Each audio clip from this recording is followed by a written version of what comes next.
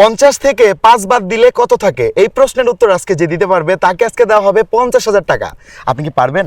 হ্যাঁ পারবো। আপনার নাম? সোনালী। তো সোনালী, আপনার কাছে আমার প্রশ্ন, 50 থেকে 5 বাদ দিলে কত থাকে? যদি আপনি এই প্রশ্নের উত্তর দিতে পারেন আপনি পেয়ে যাবেন 50,000 টাকা। বুঝতে পেরেছেন? জি। আর দর্শক আপনাদেরকে বলছি, আপনারা যদি আমার এই প্রশ্নের উত্তর দিতে পারেন দ্রুত কমেন্ট বক্সে উত্তর দিয়ে জানান। আর উত্তর জানানোর আগে এই ভিডিওটা অবশ্যই শেয়ার করবেন। তো বলেন 50 থেকে 5 বাদ দিলে কত থাকে? 50 থেকে 5 বাদ দিলে 45 থাকে। জি? 45। আপনি শিওর? ইয়েস। আপনি কত পার্সেন্ট শিওর? 100% শিওর। কিভাবে?